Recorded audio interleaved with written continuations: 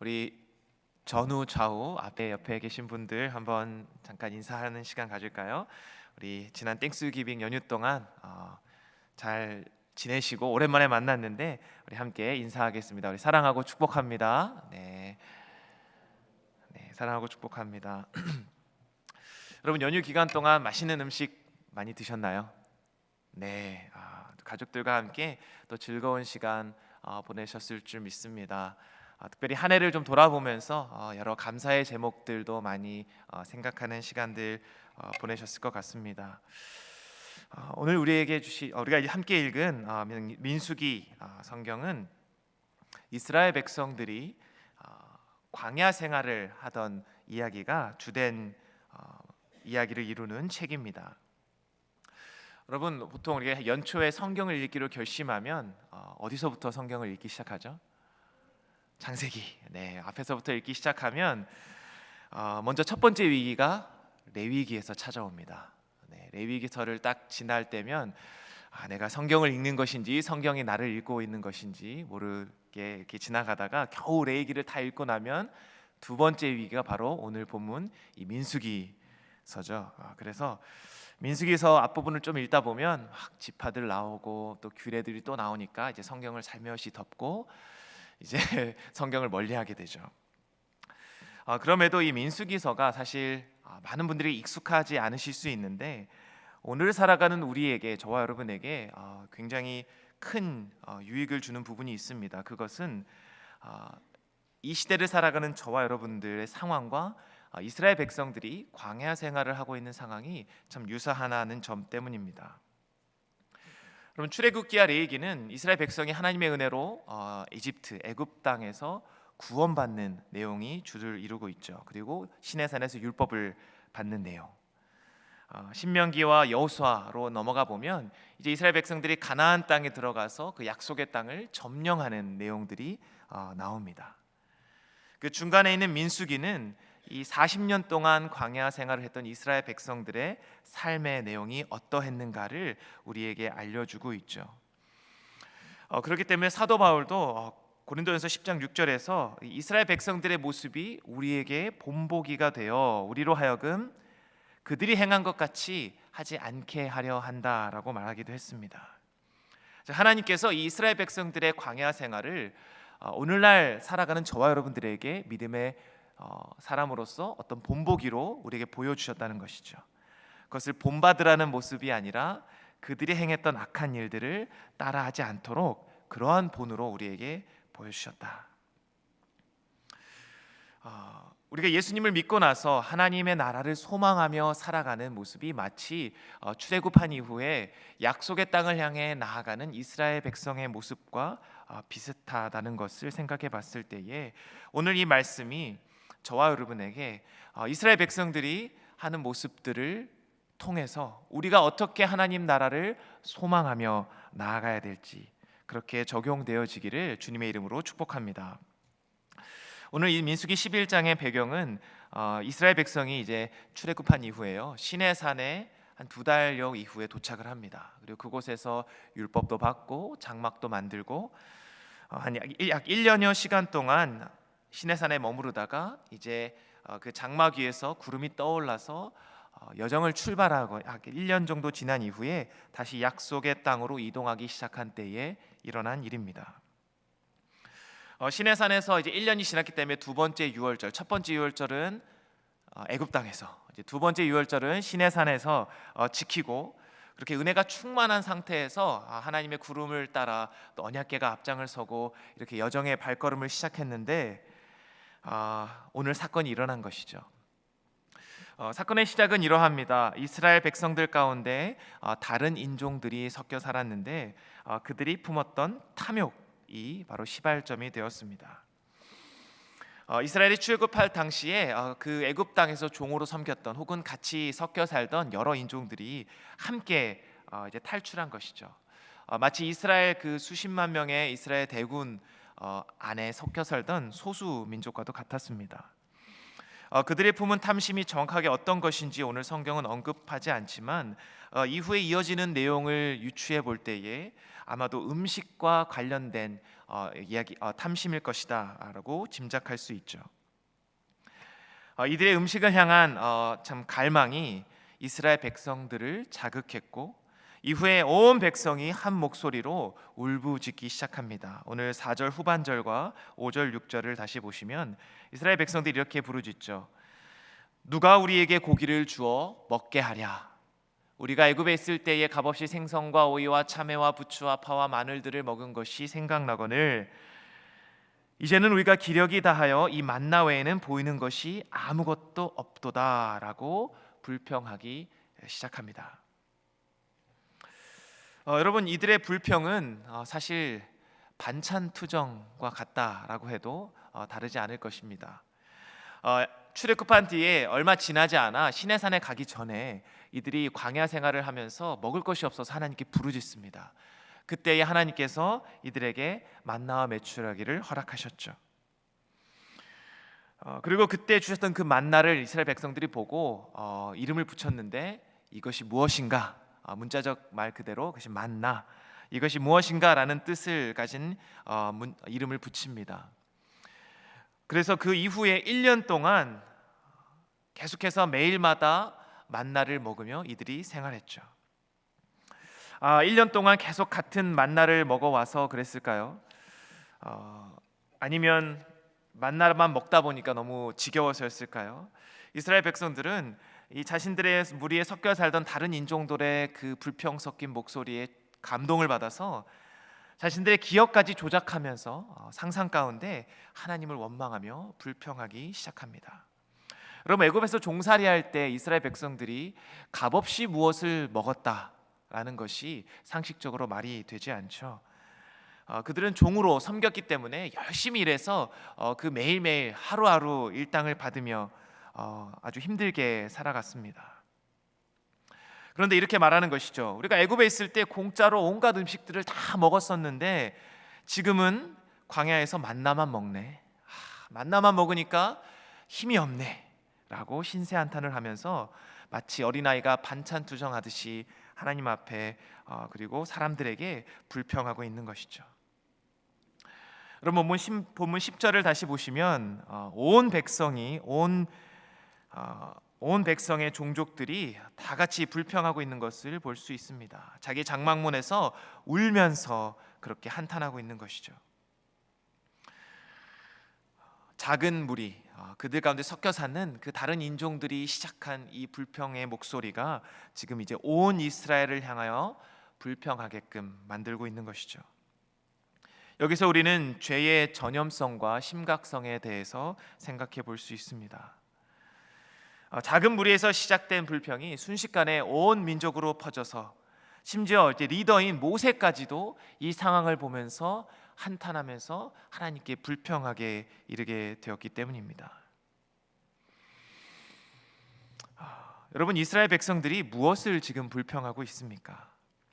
저는 두 가지로 생각해 봤는데요. 먼저는 자신들에게 없는 것에 대해 불평했습니다.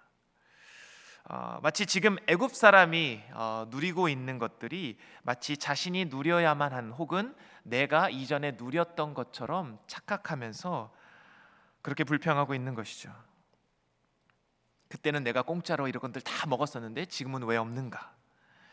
또 한 가지는 하나님께서 이미 나에게 허락하신 것에 대해 감사하지 않고 오히려 하찮게 여기며 불평하고 있습니다. 6절 말씀에 만나 외에는 보이는 것이 아무것도 없다. 만나밖에 없다. 내가 다른 것도 좀 있었으면 좋겠는데 애굽 사람들이면 지금 마음껏 생선도 먹고 부추도 먹고 파도 먹고 할 텐데 나는 왜 만나밖에 없지? 자신의 가진 것에 감사하기보다는 불평하고 있는 것이죠. 그럼 이러한 불만과 불평의 심각한 점은 무엇입니까? 바로 이것이 바로 나의 욕망이 채워지지 않을 때 나타나는 현상이기 때문입니다. 그리고 하나님을 그러한 나의 욕망을 채우는 도구로 여기게 되기 때문이죠. 다시 말하면 내 마음속에 지금 이스라엘 백성들처럼 만족함이 없고 불평과 불만이 터져 나온다면 내 마음속에 하나님의 뜻이 나의 뜻이 아니라 나의 욕망을 추구하며 살아가고 있다는 반증이 되겠죠. 또 한 가지는 바로 하나님을 나의 창조주요, 나를 다스리시고 인도하시는 분으로 모시는 것이 아니라 내가 나의 삶의 주체가 되어 있다는 고백이기도 하기 때문입니다. 여러분, 하나님은 저와 여러분의 필요한 것을 이미 모두 알고 계십니다. 우리 마태복음 6장 26절, 우리가 아까 교동문 읽을 때도 같이 읽었었는데요. 다시 보시면 예수님께서 이렇게 말씀하셨죠. 공중의 새를 보라, 심지도 않고 거두지도 않고 창고에 모아들이지도 아니하되 너희 하늘 아버지께서 기르시나니 너희는 이것들보다 귀하지 아니하냐. 그리고 33절에 이렇게 말씀합니다. 그런즉 너희는 먼저 그의 나라와 의를 구하라. 그리하면 이 모든 것을 너희에게 더하시리라. 33절에는 인용되지 않았는데요, 이렇게 말하죠. 이는 다 이방인들이 구하는 것이라. 너희 하늘 아버지께서 이 모든 것이 너희에게 있어야 할 줄을 아시느니라고 말씀합니다. 여러분, 우리가 하나님 앞에 그 주권과 하나님의 인도하심을 인정할 때 나타나는 것은 하나님께 맡겨드리는 모습입니다. 하지만 그 반대의 모습, 하나님을 온전히 신뢰하지 못하고 하나님의 주권을 인정하지 아니할 때 나타나는 모습이 바로 불만과 불평이라는 것이죠. 오늘 이스라엘과 모세가 하나님 앞에 보이는 불평의 모습, 근데 이들의 모습에는 공통점과 차이점이 있습니다. 첫 번째 공통점은 둘 다 이 힘든 나름 자기의 상황 속에서 하나님 불평을 토로하고 있다는 점이죠. 이스라엘은 지금 뭐 때문에 힘들어합니까? 반찬 투정, 먹을 것이 없어서 만나밖에 없네. 다른 것도 좀 있었으면 좋겠는데, 고기도 있고 다른 것도 있었으면 좋겠는데 라는 불평이고요. 모세는 이러한 이스라엘 백성들의 모습을 보면서 차라리 하나님 앞에 하나님 저 좀 죽여주세요. 내가 이스라엘 백성들 이들을 이끌고 내가 약속의 땅으로 도저히 못 가겠습니다 라고 불평하고 있습니다. 그런데 이 두 사이에, 이 불평 사이에 아주 중요한 차이점이 있습니다. 그것은 이스라엘은 지금 하나님에 대한 불평을 사람들에게 널리 선포하고 있다는 것이고요. 그리고 모세는 자신이 처한 이 어려움과 힘든 상황을, 이 불평을 하나님께 탄원하고 있다는 점입니다. 여러분, 참 비슷해 보이죠? 비슷해 보이는 불평이지만 이 둘 사이에 너무나 큰 차이가 존재합니다. 이스라엘 백성들은 하나님을 향한 원망의 목소리를 사람들에게 내고 있고, 모세는 하나님에 대한 나의 감정, 지금 내가 경험하고 있는 이 아픔과 슬픔과 어려움, 이 불평을 바로 하나님에게 올려드리고 있다는 점입니다. 그리고 하나님은 이 둘의 불평을 모두 들으셨습니다. 그리고 이스라엘의 불평에는 진노하셨고 모세의 불평에는 응답해 주셨습니다. 여러분, 제가 이 본문 말씀을 통해 지금 여러분들께, 여러분, 그리스도인들은 이스라엘 백성들처럼 절대 불평, 불만해서는 안 됩니다 라고 말씀을 드리려고 하는 것이 아닙니다.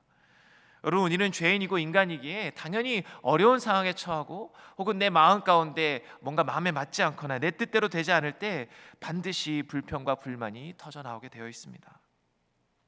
그러나 그때에 내 삶이 원망스럽고 내 일이 잘 풀리지 않고 자꾸만 다른 사람들과 나를 비교하고 걱정과 염려 속에서 아무것도 손에 잡히지 않을 때 마치 모세처럼 하나님 나 좀 그냥 죽여주세요 라고 말할 정도로 그러한 상황 속에서 우리는 어떻게 해야 하는가?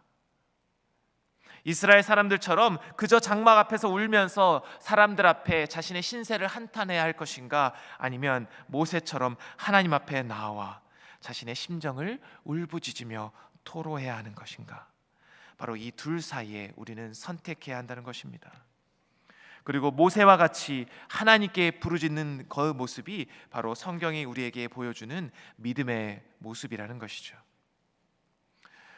우리 시편 142편 1절과 2절을 한번 같이 읽어보겠습니다.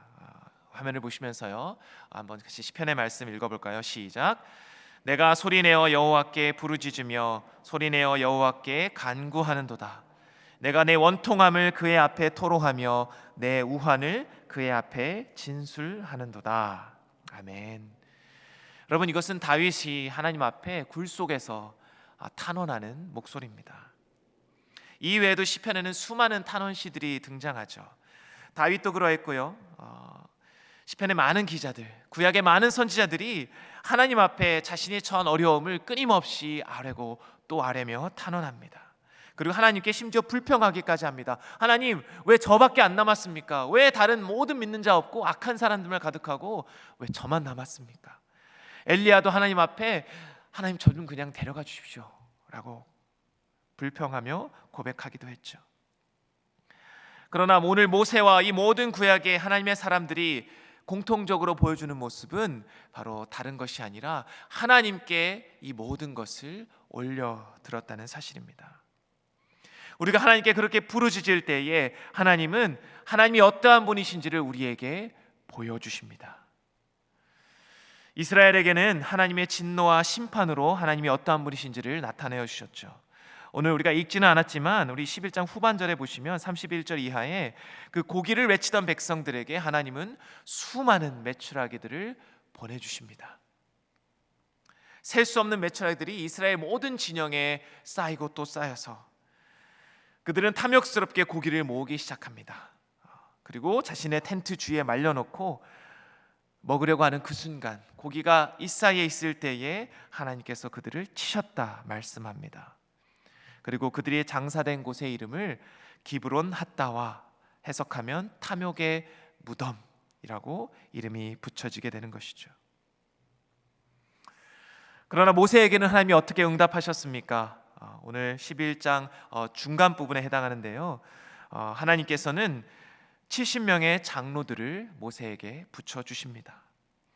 나 혼자 힘들어서 주님 나 도저히 못하겠어요. 하나님 그저 저 그냥 데려가 주세요. 하나님 백성들 저 못 이끌겠습니다 라는 모세에게 함께할 70명의 장로들을 붙여주시고 그들에게 성령을 부어주십니다. 그리고 하나님의 능력을 의심하는 모세에게 하나님 이 모든 백성에게 어떻게 고기 먹이시게요? 하고 하는 그 모세에게 23절에 이렇게 말씀하시죠. 여호와의 손이 짧으냐 내가 이제 내 말이 내게 응하는 여부를 보게 될 것이다. 하나님이 분명히 응답하여 주십니다. 모세 역시 연약한 죄인이었습니다. 하나님의 백성을 마치 자신의 백성처럼 하나님 나 못합니다 라고 두 손 두 발 들고 주님 앞에 나오자 하나님은 그의 부르짖음에 응답하여 주셨습니다. 그리고 모세는 이 일을 통해 하나님이 어떠한 분이신지를 더 분명히 알게 되었을 것입니다. 사랑하는 성도 여러분, 우리는 삶에 많은 일들이 일어나고요. 때로는 우리가 이유조차 다 알 수 없는 일들 때문에 고통과 고난을 당하기도 합니다. 우리의 감정이 상하기도 하고 또 우리의 죄성 때문에 우리 안에 끊임없이 불평과 불만이 터져 나올 때도 있습니다. 그때 우리의 해야 될 선택은 어떠한 것일까요? 이스라엘 백성들처럼 그저 장막문의 앞에서 울며 사람들에게 내 신세가 이러하다 한탄하며 그저 불명과 불평을 토로하시겠습니까? 아니면 모세처럼 하나님 앞에 나아가 주님께 기도하며 탄원하시겠습니까? 우리가 하나님 앞에 부르짖기 시작할 때에 하나님은 우리에게 반드시 응답하여 주실 것입니다. 또 한 가지 우리가 오늘 불평하는 이스라엘 모습을 보면서 반면교사로 삼아야 될 중요한 두 번째 교훈은 바로 이스라엘 백성들이 한창케 여겼던 만나, 바로 그 만나가 저와 여러분에게 있다는 사실을 고백하며 감사해야 할 것입니다.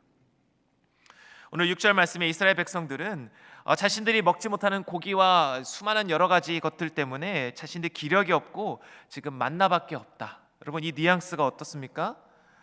아이고 나에게 만나밖에 없네. 좀 다른 것도 있어야 되는데 이렇게 느껴지지 않으신가요? 그런데 오늘 제가 제목을 만나 외에는 없다라는 중의적 의미로 한번 포함해 봤습니다. 여러분 이스라엘 백성은 만나밖에 없냐라고 불평했지만 사실은 우리에게 만나밖에 없다라는 믿음의 고백이 나와야 한다는 것이죠. 광야에서 먹을 것이 없어 하나님께 부르짖었던 그들에게 하나님께서는 생명의 양식인 만나를 허락해 주셨습니다. 그런데 이스라엘은 그것을 하찮은 것으로 여기며 1년 동안 만나가 없이는 하루도 살지 못했을 그 귀한 만나를 하찮은 것으로 여기며 애굽의 음식들을 그리워하고 있습니다. 여러분, 이 이스라엘 모습이 마치 저와 여러분의 모습 같지 않으십니까? 여러분, 구약의 만나는 예수 그리스도의 예표입니다. 예수님께서도 친히 말씀하셨죠. 우리가 예전에 지난 예수님의 I am 시리즈를 우리가 주일 말씀마다 들었을 때에 생명의 떡이 되시는 예수님, 그 컨텍스트에 사람들이 우리 조상들은 하늘에서 내려온 신령한 만나를 먹었습니다. 모세를 통해 내려주시는, 그때 예수님 말씀하셨죠. 모세가 준 게 아니라 하나님께서 하늘로부터 너희에게 떡을 주셨다. 그리고 그 떡이, 그 생명의 떡이 바로 나다.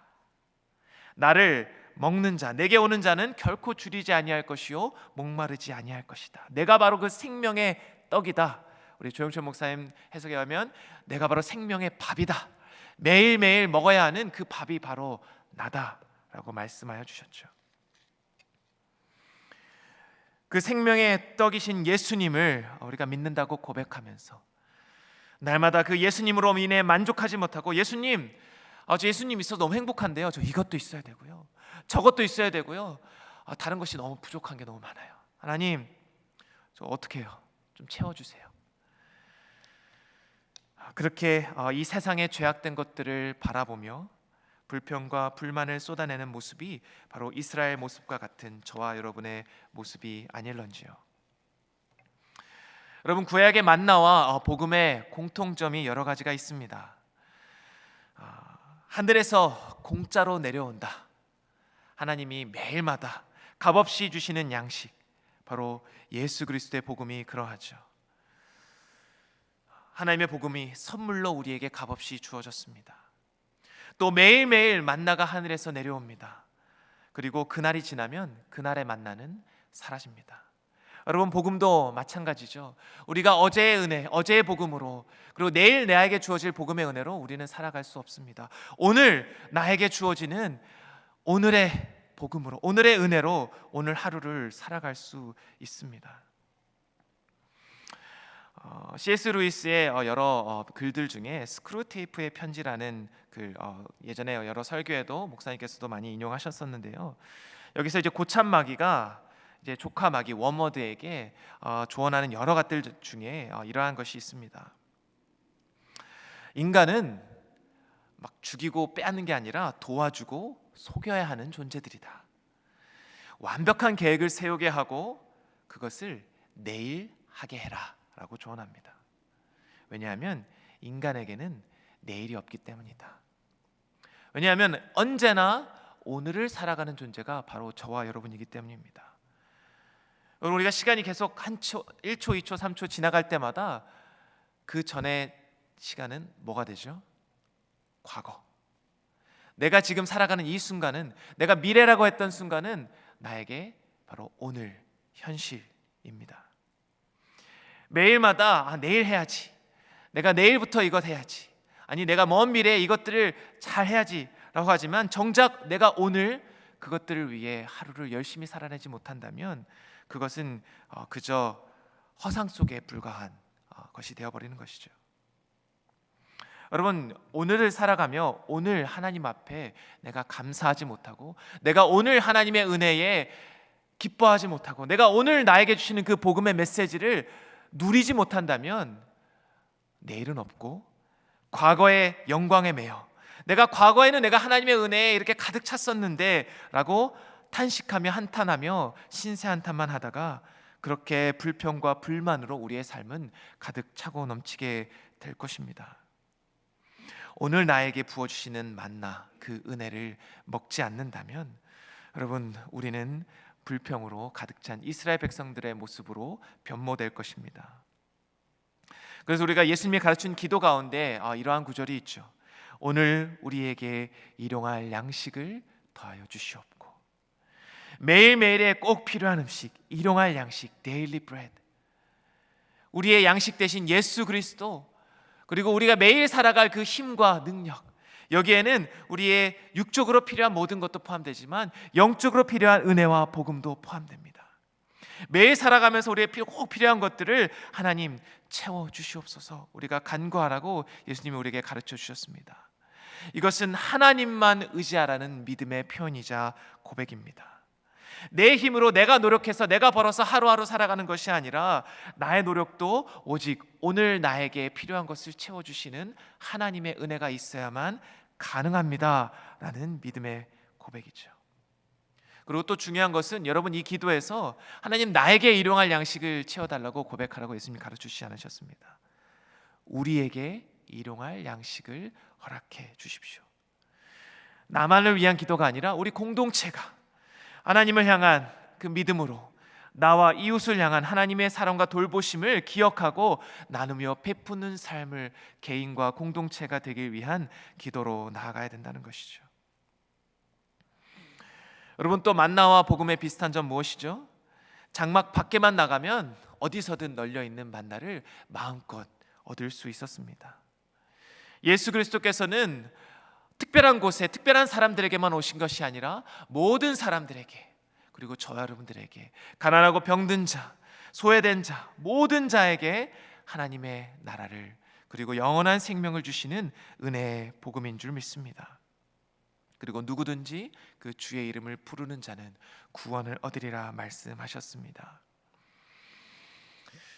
사랑하는 성도 여러분, 오늘 이스라엘 백성들, 그들이 보였던 불평과 불만의 모습이 아니라 그 모습들을 우리가 본보기로 삼아 오늘을 살아가는 저와 여러분들, 하나님의 나라를 소망하며 오늘 예수 그리스도를 붙잡으며 살아가는 저와 여러분들은 하나님 왜 만나밖에 없어요? 다른 것 좀 주세요 라는 거 말하는 것이 아니라 하나님, 제가 만나 외에 다른 것은 찾지 않기를 원합니다. 하나님, 제가 다른 것에 현혹돼서 이 세상에 좋아 보이는 것들, 애굽의 맛있는 것들, 이 세상에 나에게 기쁨을 줄 수 있는 것들에 현혹돼서 그것들 때문에 불평하고 불만하는 것이 아니라 오늘 나에게 매일매일 채워주시는 만나 되시는 그 예수님, 그분만 붙잡고 그분을 매일 먹고 마시며 그분과 동행하며 오늘 하루 기쁨으로 감사하며 살아가기를 원합니다 라고 고백하는 그러한 믿음의 고백을 드리는 저와 여러분 되시기를 주님의 이름으로 축복합니다. 우리 마지막으로 히브리서 12장 1절부터 3절까지 말씀을 우리 함께 믿음으로 고백하며 오늘 말씀을 마치고자 합니다. 우리 히브리서 12장인데요, 우리 함께 1절부터 3절 말씀 고백하겠습니다.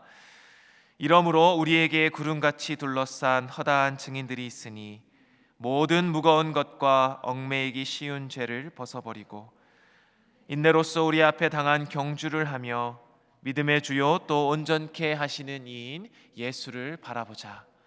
그는 그 앞에 있는 기쁨을 위하여 십자가를 참으사 부끄러움을 개의치 아니하시더니 하나님 보좌 우편에 앉으셨느니라. 아멘. 아멘. 여러분, 우리의 믿음의 선조들이 그러했듯 우리 앞에 당한 믿음의 경주를 완주하기 위해서 하나님의 나라에 가기까지 우리가 날마다 붙잡아야 하는 것은 다른 어떤 것이 아니라 우리에게 매일 주시는 양식, 바로 예수 그리스도인 줄 믿습니다. 여러분, 그분만 붙잡고 어제의 은혜가 아닌, 내일의 은혜가 아닌 바로 오늘의 은혜를 날마다 사모하며 기쁨과 감사, 참된 평강과 영원한 생명을 누리는 우리 아틀란타 세계의 모든 가족들 되시기를 주님의 이름으로 축복합니다. 우리 함께 우리 찬양으로 먼저 고백하고 우리 함께 기도하시겠습니다.